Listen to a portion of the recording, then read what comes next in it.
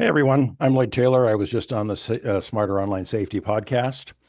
We talked a lot about how to protect yourself on the internet, how to make sure the information you put out there is something that should be out there, and how to protect yourself from things like fraudulent calls and so forth. So if you're interested, check this out. I think you'll learn a lot.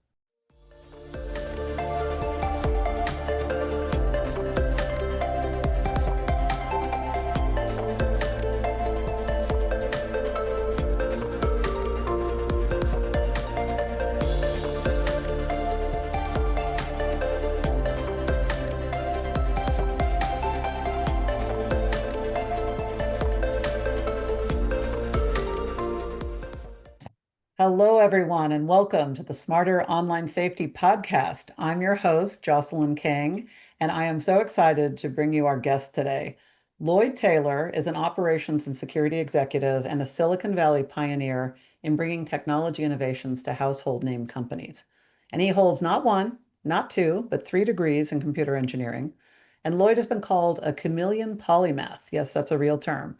A polymath meaning possessing expertise in several areas while having a high-level system-wide viewpoint, and a chameleon in that he can connect equally well with highly technical to highly artistic types of people. This is most likely due to his upbringing by a quantum physicist father and a professional musician mother.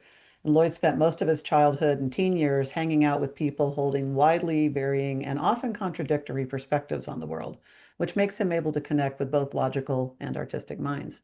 In the high-tech world, Lloyd is highly respected for his innovative systems thinking as a consultant, board member, investor, and advisor.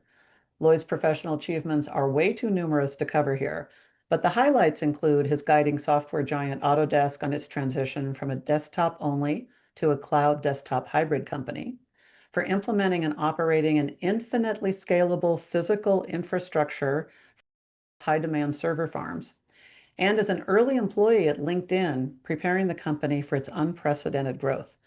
So Lloyd is an expert in tech, in security, and in social media platforms, among others, especially the inner workings that affect our users' security and privacy in using them. So Lloyd, thank you so much for joining us today and welcome to our show. Thank you, Jocelyn. I'm delighted to be here. So we're going to be talking about strategies and tactics today, but I'd love to just start with what do you think people most need to know about social media and how the platforms themselves view our data and privacy? So there's a famous saying on the internet, if you're not sure what the product is you. So anything you are not paying for, such as most social media, you are the product and you are being sold to advertisers, researchers, whatever. Mhm, So first of all, understand that anything that you make available on social media is going to be resold. mhm, Now you can collect all the boxes you want about don't share my information and so forth. That helps a little bit. But the reality is if you post it, it is going to be used to make money for somebody. So that's the key thing to understand mhm. is who's the product, who's the client. And if you don't understand those things, you're going to make a lot of incorrect assumptions about how safe you are, how widely your information is going to go out, and those sorts of things. Right. And because that's so widespread, it's probably true that even if you're paying a nominal amount or a monthly subscription, your information's still being sold unless you're really making sure that that is not something that the company is doing at all. Would that be a fair statement? I think that's fine. I think, there's the old saying on the internet, nobody knows that you're a dog. The reality is on the internet, everybody knows exactly what you are and Mhm. all your hobbits and things that you're interested in. Note that these companies aren't necessarily selling specific information about you, but they are selling information about your demographic. What do you buy? What do you look at? What are you Mhm. interested in? Mhm. So it is, if you put it on the net, it's public. You can say Right. as private as you want. Now, there are privacy first organizations, different issue, but that's not social media. Fair enough. That's great. And you hit a really good point because I have yet to meet somebody. Well, I've only met 2 people. One's a lawyer and one's a tech engineer that have ever read the fine print, those pages and pages of the social media terms and conditions, where Mm-hmm. everybody just checks the box, because they can't download the app without it, they can't get their upgrade without it, and maybe even if they read part of it when they first downloaded it. They're certainly not reading the entire update when it's time that could include new terms and conditions about, sale of, or sharing of their data. So what should consumers know besides what you just said about what else they're giving away to these companies? I think you just have to stay at first principles. Anything you post to social media is going to be sold. Okay. Now, they may aggregate it, they may make it more private, but just assume there's an old saying, don't send anything over the internet that you don't want to see on the front page of the New York Times. Yeah, that's a really good, really, So, if you go by that. However, if most people went by that, they would probably cut back 25% of what they're doing, at least. yeah, so there's a very common, I'll give you an example of a very common scam that I've seen repeatedly. Mhm. You see these personality quizzes, Mhm. right? You go in, you give them a bunch of data. A lot of those, what they're doing is trying to find answers to questions about you, like what was your first car, in order to compromise your accounts. Mhm. Or they are getting a psychological profile on you, which they will then sell to advertisers. So all these free personality tests, Mhm. you are literally handing them the tools to sell stuff to you, knowing your psychological profile.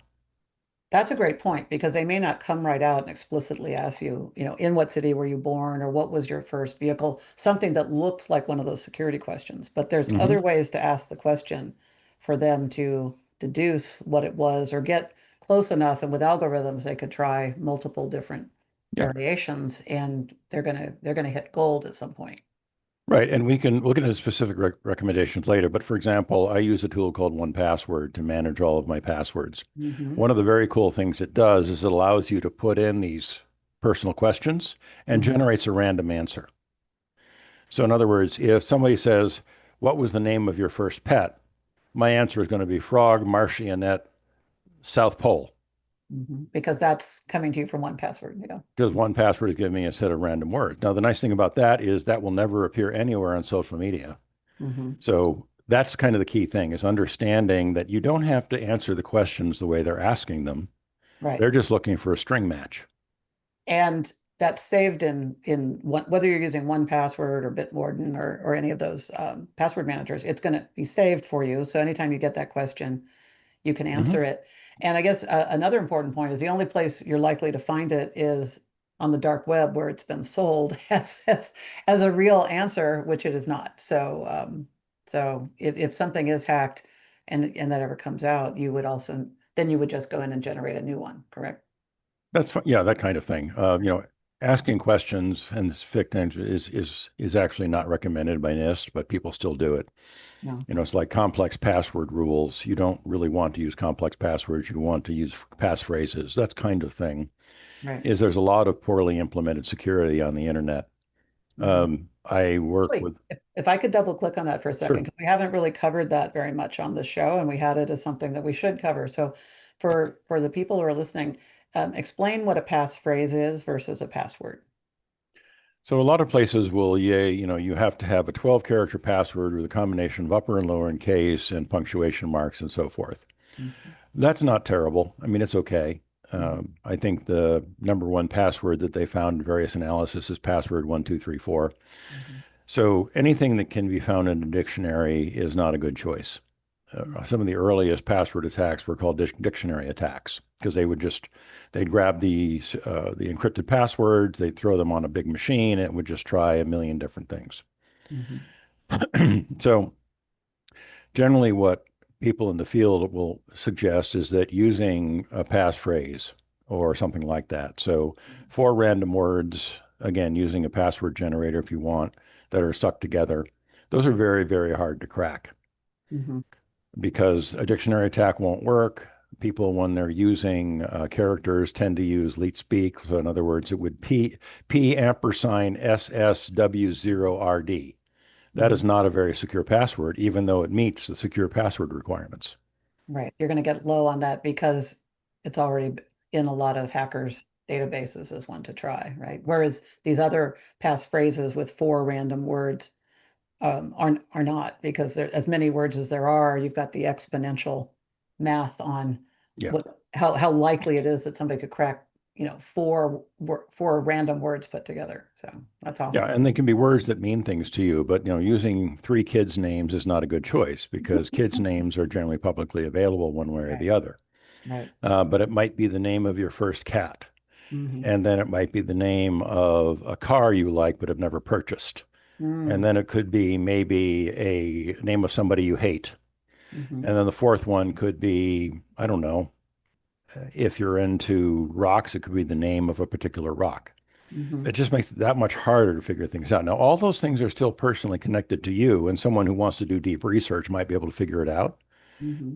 But the secret in security is you want to make everybody else look like a better target than you. Yeah. Yeah. Just like with porch pirates at your house, you want to be the least attractive house on the block. That's the kind of thing, Yeah. yes. That's awesome. That's so great. What, given that that's what we're all dealing with, what are some of the most effective tactics that people could use to maintain security and safeguard their personal lives and privacy on these social media platforms? Well, first of all, recognize it's a public platform. Hmm. There is no privacy. Hmm. So anything that you post is just assume it's going to be public. Hmm. So only post stuff that you're okay with being public. Right. That's the number one thing. Hmm. Number two is you need to protect your account. So if you're on social media, make sure that you've got multi-factor authentication set up. Make sure you've got recovery codes saved. Make sure you've got your phone number in there so they can validate who you are. Hmm. Um, so that's sort of the thing that's really important is make sure your account is protected. Right. So that somebody else who's able to get in because of your password still can't get in because of any additional authentication that you've put on the account. Yeah, and what you see, people who take over social media accounts generally are looking for social validation, which is, if somebody takes over your account, Jocelyn, Mhm. and it starts going out to people in your network, they're Mhm. going they're going to trust that it's true because they trust you. Right. Now, if you're a low trust person or not well known, you're probably much safer because there's no real usefulness in taking over your account. The Correct. other thing is the more followers an account has, the more valuable it is to the hackers. Yes. The people with the 1 million plus followers Right. on YouTube, for example, that are attacked at a much higher rate than the Yeah, average. because that many so if the question is what in your account is valuable to the dark side, Mhm. and if the answer is like me, I've got maybe 150 followers on Facebook.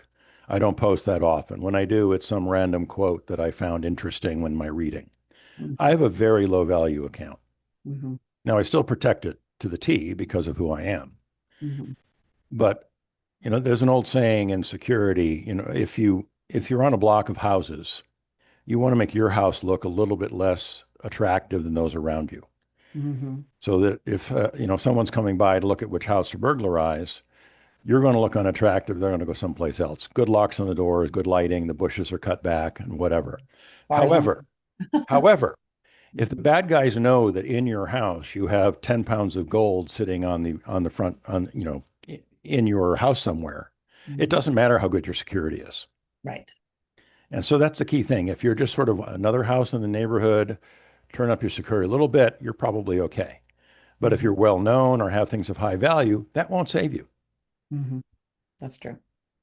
Because you're a target that they will invest far more time in. And so for people who are listening who are executives in companies or have a high net worth or have any number or a lot of followers, as we said, you are in that category where you have to pay extra special attention to make sure that you are not a victim of a hacker.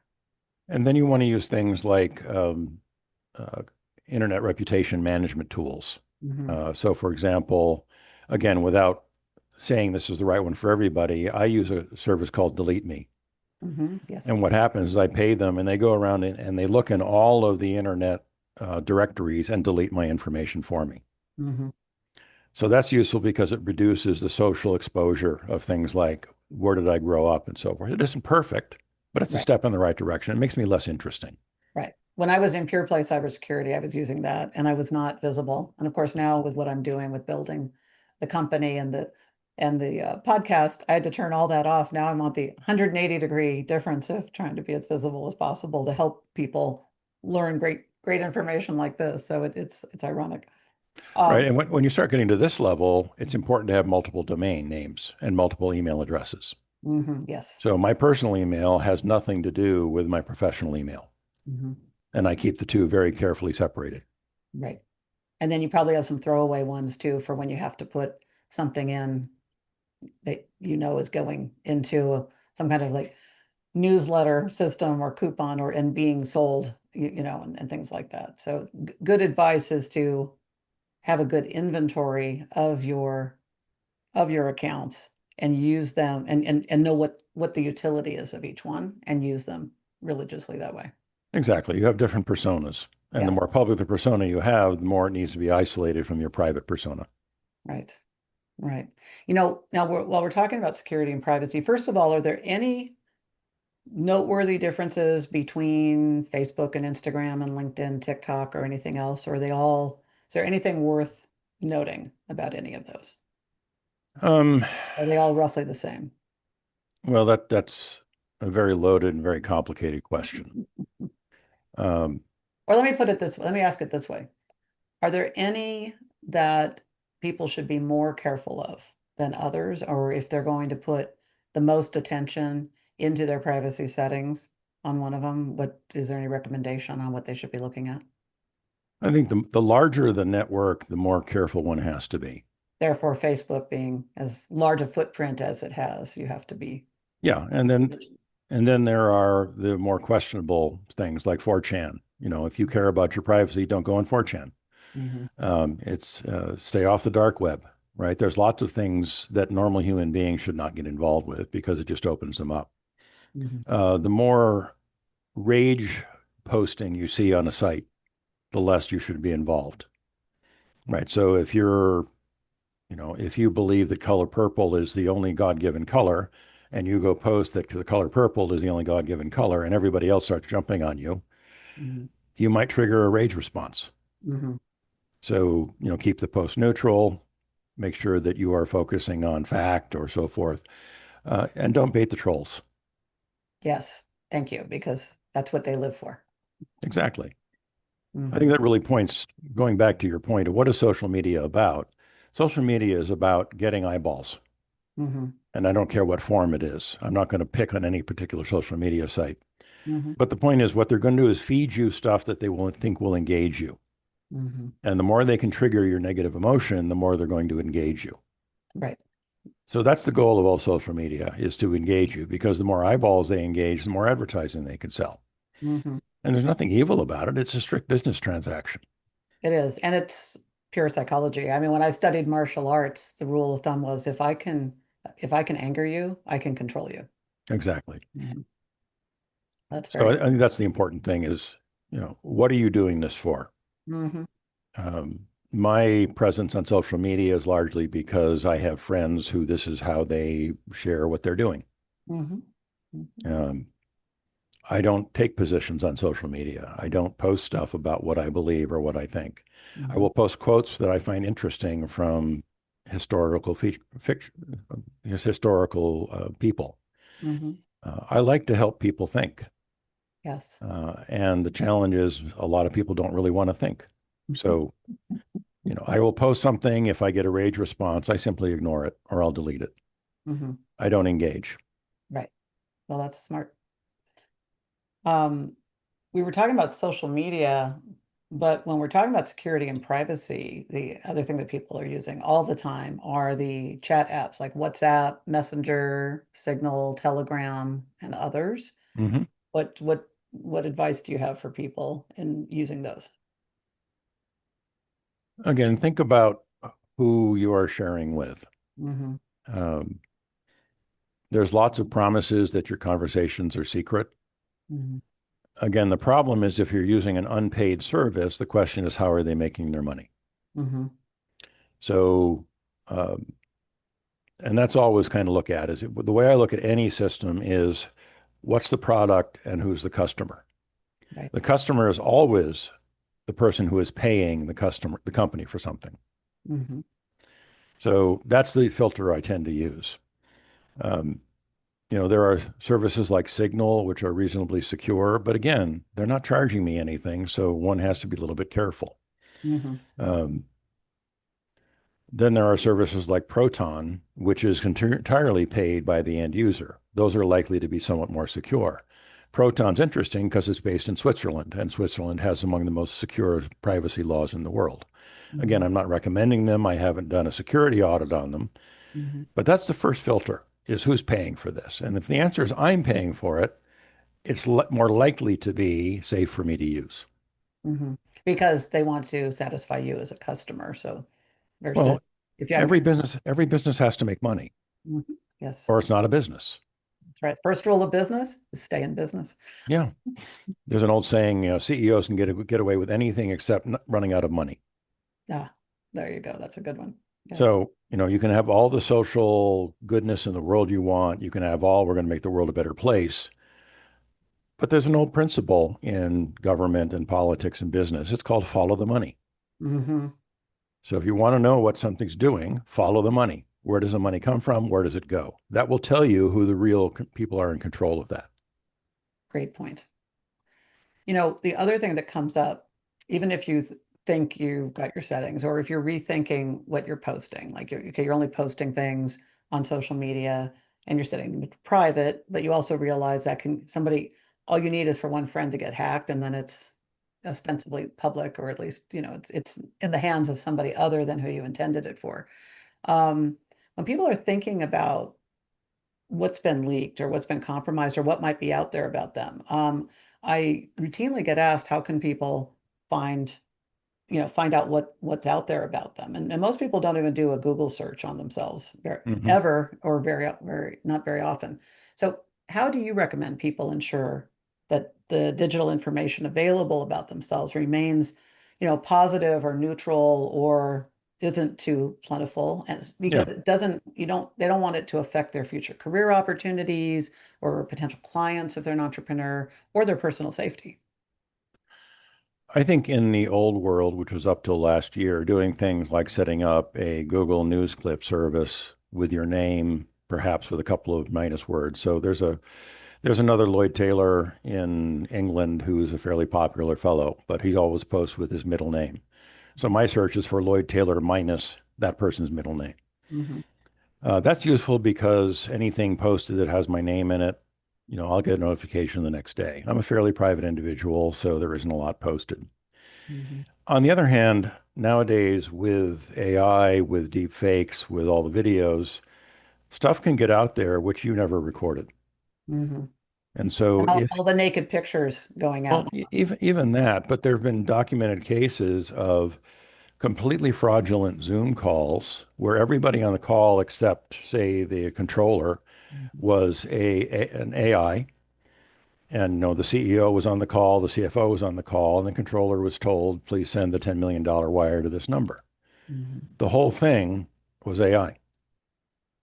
It's just amazing. So I think it's really important to pay attention. If one is in any kind of public position, whether you're an executive or something, highly recommend you engage the services of a internet reputation management firm Hmm. because they have the filters and the tools to do this. Right. Other In than real that, time too. You're not doing it once a month. It's being yeah. taken care of real time. And the advantage of that is they're more likely to catch any of the deep fakes that get out there than I might be. Hmm. No, that's great. Because you have such a background and you understand the social media algorithms and stuff, we had this question come in from Jake. It's two parts, and I saved this for you, thinking this would be perfect. So, Jake, this is for you. In what ways do social media algorithms impact the spread of misinformation, and what steps can users take to not be duped by false information? Well, the old saying is trust but verify. Hmm. So look at the source. Hmm. Uh, do some additional searching. What you'll often find is these inflammatory posts will be posted by the same 30 different accounts will post the same text. Hmm. Um, the social media again is focused on presenting to you things that will engage with you, and the best way to engage is to trigger negative emotions.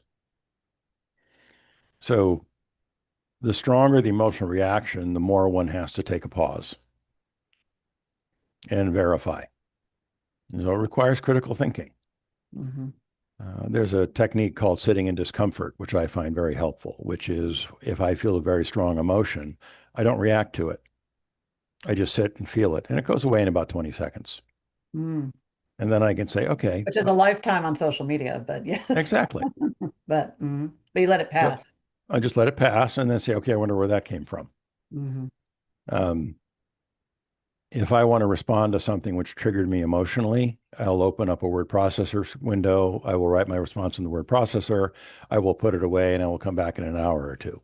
Right. And almost in every case, I said, that's really not a very good response. And actually, the best response is don't respond at all. Hmm. Um, Well, and this is just good advice for life too. It's like, whether you're with a coworker or a spouse or, any kind of family member or friend, somebody says something that angers you. If you go off on them, you're most likely to regret maybe not the fact that you needed to respond or say something, but most people end up regretting how they responded. And and with a family member or something, you're going to come back and have the repercussions of that and need to do the damage control. But on social media, it's kind of like it's gone, and now you're on to the new inflammatory things of the day, and so those things are not cleaned up and resolved. yeah. I have a number of friends who have eliminated the social media apps from their phone. Hmm. And so they Yeah. only engage with social media when they're sitting down at their computer. Yes. Yes. And I Absolutely. think that's very helpful if one is the kind of person who wants to respond quickly to things. Mhm. Because somehow sitting down at your desk, logging in, going through the screen, at least for me, it puts me in a much more logical, rational mind. Much better than when you're sitting at a red light. Exactly. And you're trying to get something out quickly. So I Yes. think it has to do with self-awareness. Hmm. If I'm the kind of person who's going to react emotionally quickly, I should probably make it harder for me to do that. Hmm. That's great. That's really important. And then, tied to that is we're talking about adults, the situation, and then you add being a teenager or a child into all of this, particularly around how people that are under the age of 28 and in different brain development stages and, Hmm. and children who have no life experience, what they're subjected to. Lloyd, you're a great dad. You're a dad of several grown kids and grandchildren. What advice do you have, for people to make sure that they're not only protecting themselves, but their families, and then also putting some, healthy boundaries around online use without being, a Hmm. helicopter mom or dad. What advice do you have for people struggling with this? I would say from my own experience, the most important thing is to have a good relationship with my kids. They trust me. Mm-hmm. Many years ago, I think it was MySpace, one of my daughters came to me and said, Daddy, I'm getting these awful messages on MySpace. I said, okay, let's look at it. She had picked a name. I will use something different, Sweet Cherry, let's just say. Mm-hmm. And she was getting all kinds of awful propositions. Mm-hmm. So, first of all, that's not a great name to pick. Right. Second is she didn't know enough to turn off the allow messaging from everybody. Mm-hmm. So we turned off the messaging and everything got better. Mm-hmm. Now, what if I were the kind of father where my daughter didn't trust me? Mm. Yeah. I That would would, have gone, she would never brought it up. I would, And I would that's the agree. hardest part about parenting is do your kids trust you? Mm-hmm. Um, the more technical approaches is use something like NextDNS, which allows you to set DNS filters so certain sites you can't get to. Mm-hmm. Um, this is always a real fine balance because the more that we constrain our kids, the less they learn about boundaries. Right. So I wish there were a simple technical solution to this, Mm-hmm. but it's really about demonstrating repeatedly that my kids come first for me Right. and that I will not criticize them for making mistakes.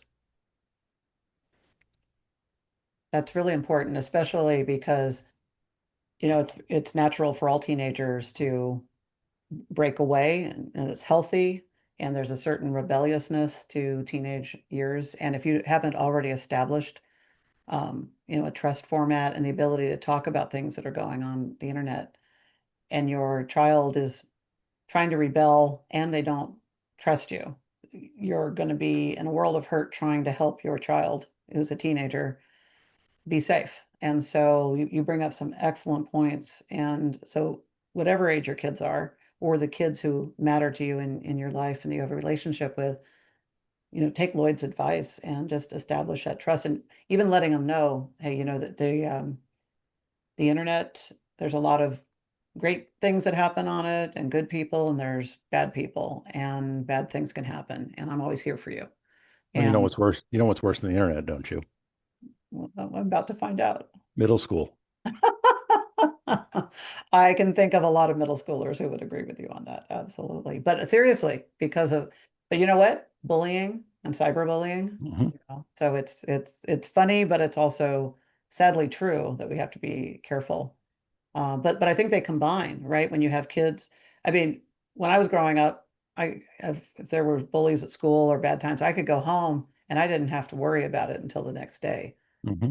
Kids today, it's 24/7. They've got phones, it's continuing, whatever they're going through at school that's hard is continuing on their social media or their texts. And children are just so much more vulnerable now, even though they're more protected than ever in a lot of ways.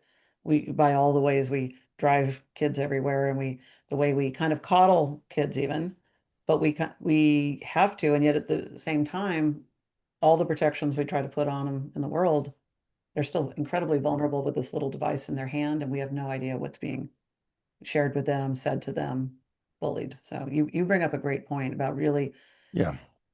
and whatever your relationship is with kids in your life, you want to make it better now to help them.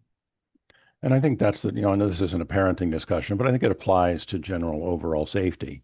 Hmm. Is as a parent, the toughest thing is my wife would say, we want to give our kids just enough rope to not quite hang themselves. Hmm. Yeah. They should feel the tightness around the neck, Hmm. but they shouldn't strangle themselves. So that's really tough because we want to be overly protective. But if we're overly protective, they'll never learn how to protect themselves. Correct. And so Correct. there's a very fine line there. And I don't know how to advise people where that is. Right. Um, but And then, of setting course, boundaries and then talking about those boundaries and why those boundaries are there mhm. is really important. And that's how one builds trust. If one discusses the boundaries and then honors that discussion, that's how one builds trust. That's true. Well, and honestly, I think it's very difficult to talk about online safety without psychology coming into the picture, because Mhm. whether it's bullying, intimidation, threats, you know, fishers, people pretending to be people they're not, and all, there's so much psychology woven, because all it is the online experience of real life times 100. Yeah. So you've got to deal with all of that. So that's a really good point. The other thing about protections as parents is we do rely on companies, and app, the owners of the apps and the systems and this, the operating systems and the security and everything, and our cell phone providers and all of that to help. And I guess I have two questions for you. And the first is, what do you think? What do you think all these companies are doing well, but what do you think they could be doing better? Again, I think the key thing is recognize that the companies are in business to serve their paying customers. Hmm. So, you know, is Facebook doing good things? Well, if they're profitable and they're making money, doing good things for their stockholders. Hmm. As someone who posts on social media, I'm not a customer. Hmm. And I just have to understand that and understand that I have to moderate my own behavior because whatever I do is going to be sold. So I think expecting social media to protect personal rights, again, I'm not a paying customer. Why should they? Hmm. Hmm. Now, one can always say, well, they should because it's good, and that's fine. But, having been in business for a very long time, business is about profit. And anything which gets in the way of profit is going to get second attention. Hmm. A lot of these companies, and this is long before the social media, if you go back to, look at the world just before the Great Depression, people were doing horrific things in finance, borrowing incredible amounts of money. There was no regulation. And trust me, the people who were behind it all made billions off of the crash. It was the average person who didn't really understand the boundaries and who the customer was that lost their shirts. Hmm. So again, follow the money. Hmm. That is really great advice. And the last question I have for you, you brought up that AI Zoom meeting example Mhm. that is out on the internet, and more like that are coming. That's not likely to happen to the average person, unless they've got the keys to unless they're able to be the person who wires the $10 million Mhm. and all of that. But still, it's getting so inexpensive, and there's repeatable templates out there for creating these AI environments. What advice do you have for people to pay attention to how an AI cybercrime may be infiltrating their Sure. inbox or their phone? I have a close friend who got a call from his teenage daughter saying that she'd been kidnapped and needed money. Mm, Now, what was weird is she was sitting in the living room with him. mm, So he knew immediately it was fraud. right. So the But way you hand what if she had been on a trip? right, the way you handle that is through what's called a safe channel or a secure channel. Mhm, So, for example, if I get an email from my boss saying, please wire $1 million, I get out my phone where I have his cell phone number stored locally mhm, and I call him mhm, and I say, hey, I just got this from you. Or I might use Signal because we have keys that we've exchanged. So I'm sure it's him.